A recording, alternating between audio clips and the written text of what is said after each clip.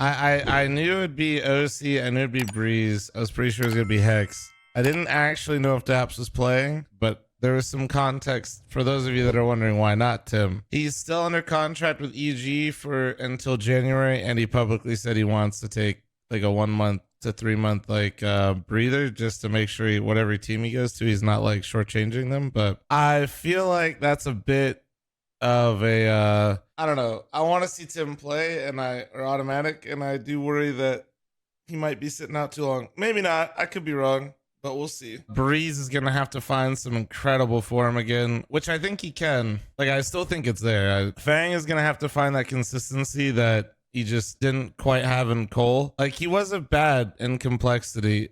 I just feel like the way Fang plays and the positions he's in and how he moves around, Fang needs to absolutely be like a really strong part of the squad for them to be successful. Hex I feel like he played really well sometimes and then really poorly others. And then obviously Daps coming back in. Before I knew for sure he was actually playing, I had an idea that he might play, but I wasn't really sure. I get it because there's just not anybody with tier 1 experience in NA that can, I think, effectively lead this roster. There's people you could list that are in the tier 2 scene, but they have legitimately less experience than all the players they'd be playing with, which doesn't mean it would necessarily be bad, but I feel like it makes it that much harder. Overall, I'm happy to see NRG back in the space. This roster has so much potential, like to do well and to, quite frankly, not do well, which kind of is a bit scary, right? Like, I want NRG to do well because anybody that's picking up an NA team, I want them to succeed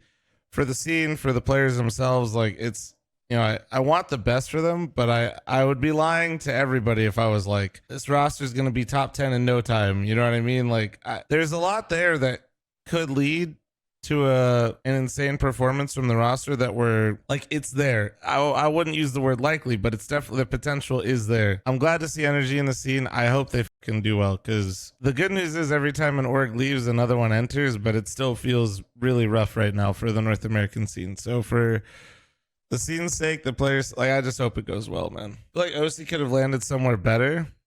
I mean, OC to complexity is what a lot of people thought might happen.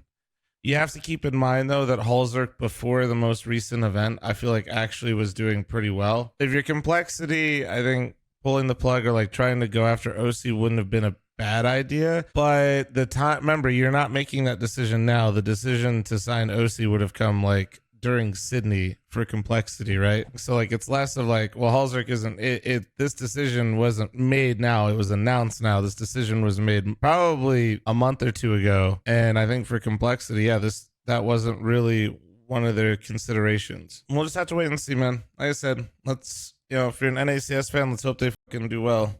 There's so many questions. Like, it's just like, man, can Daps bang again, right? Like, is Daps gonna be a liability while he's playing? I don't know. He might be. He might not. OC is probably the strongest piece of this entire roster.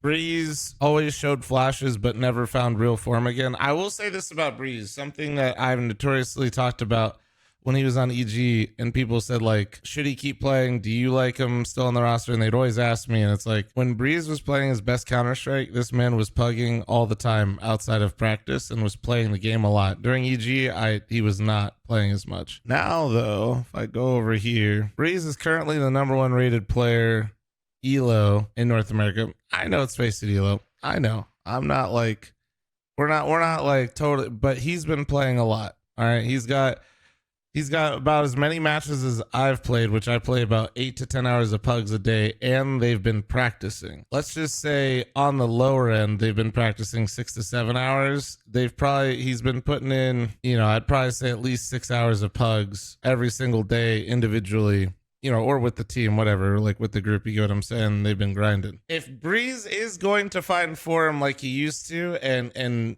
be the player that we kind of all know he's capable of being, the things that I personally feel like he needs to do are there. Hex, I feel like, is a product of his environment. I feel like if the team does well, if Breeze can find his form with Fang, I think Hex will benefit greatly. I think for me, it's like like I said at the very start of me talking about the roster, for me, it's OC, Breeze, and Fang. You're going to need 2 or 3 of those 2 out of those 3 hitting really heavy for them, I think, to perform well in these games. And then if they do, I think that'll open up a lot of space for Hex.